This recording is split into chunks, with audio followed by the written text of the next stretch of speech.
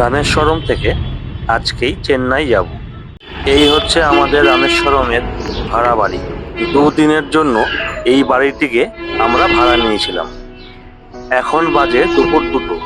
3টের সময় আমরা মণ্ডপমের উদ্দেশ্যে রওনা হব। এবার ভাড়া করা জিনিসপত্রগুলো ফেরত দেবার পালা। এখন বিকাল 4:30। আমরা চলে এসেছি পম্বন ব্রিজের কাছাকাছি। ওই যে ডান দিকে দেখা যাচ্ছে পম্বন ব্রিজ। যখন এখানে এসেছিলাম তখন ছিল ভোর রাত। সেই সময়টা সূর্য ওঠা দেখেছিলাম, আর এখন ফিরে যাচ্ছি সূর্য ডোবার পালা, সেটাও দেখতে পাচ্ছি। সমুদ্রের মাঝখানে দেখা যাচ্ছে প্রচুর কচুরিপানা ভেসে আছে। বাস্তবে ওগুলো কিন্তু কচুরিপানা নয়, ওগুলো হলো মাছ ধরার বড় বড় নৌকা এবং ট্রলার। এই রকম দৃশ্য হাতছাড়া করতে চাই না, তাই ক্যামেরা বন্দি করার জন্য গাড়ি থেকে নেমে পড়লাম। মহাসাগরের বুকে কত কচুরিপানা।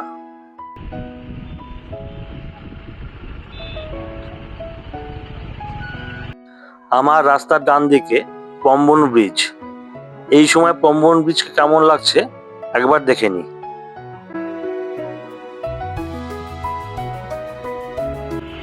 আমরা যে ব্রিজটার উপরে আছি সেই ব্রিজটার দৈর্ঘ্য 2.2 কিলোমিটার।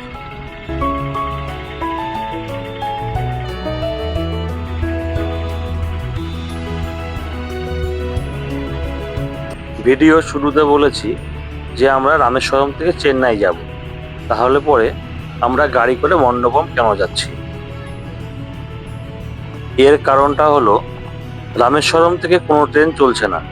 ট্রেন মণ্ডপম অবধি আসছে, আর মণ্ডপম থেকে আমরা চেন্নাই সেন্ট্রাল যাব।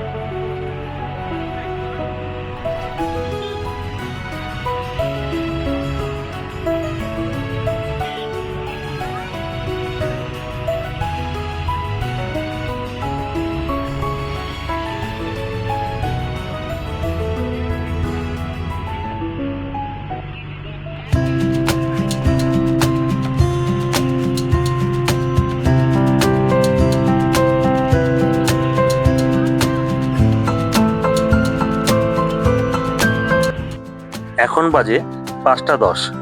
আমরা পৌঁছে গেছি মণ্ডপম স্টেশনে। 15762 চেন্নাই এগমোর এক্সপ্রেস ট্রেন সন্ধ্যা 6:25। হাতে এখনো প্রায় 1 ঘন্টা সময় আছে, তাই একটু আশেপাশটা ঘুরতে বেরিয়ে পড়লাম। সমুদ্রের ধারে এসে দেখলাম হাজার হাজার ট্রলার এইভাবে পার্কিং করা আছে। দুপুরের খাবার খাওয়া হয়েছে অনেকক্ষণ আগে। ঘুরতে ঘুরতে খিদে পেয়ে গেছে, তাই বিখ্যাত সাউথ ইন্ডিয়ান পরোটা আর চিকেন সাংমা অর্ডার করেছিলাম।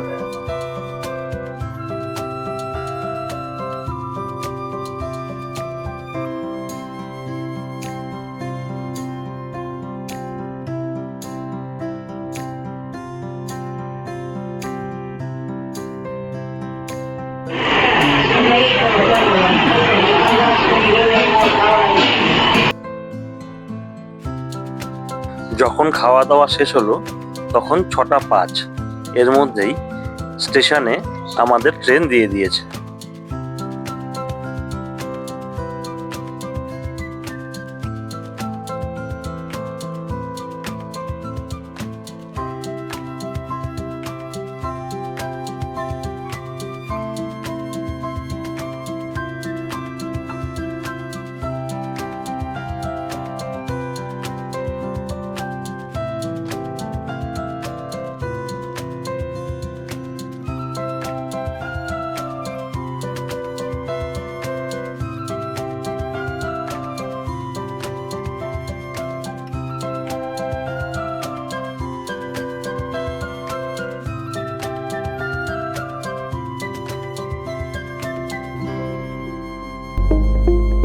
ট্রেন ছাড়ার আগে এবার দেখে নেওয়ার পালা আমাদের সবাই ঠিক মতো ট্রেনে উঠেছে নাকি।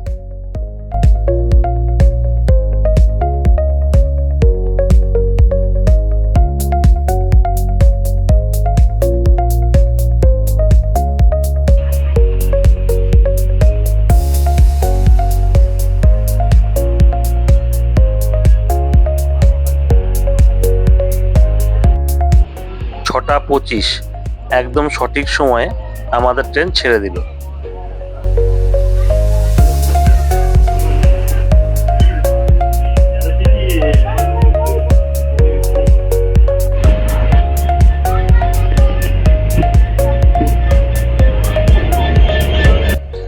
ঘোরাঘুরি করতে করতে আমাদের টিমের সবাই ক্লান্ত, তাই আমরা তাড়াতাড়ি শুয়ে পড়েছিলাম। তাল কাটলো সকাল 6:20-তে। তামরামে এসে ট্রেন আর যাবে না। অগত্যা লোকাল ট্রেন ধরে নিলাম চেন্নাই এগমোরে যাওয়ার জন্য, কারণ সেন্ট্রালে কোনো গাড়ি যায় না। এরপর দেখা হচ্ছে আবার বিকেলবেলায়।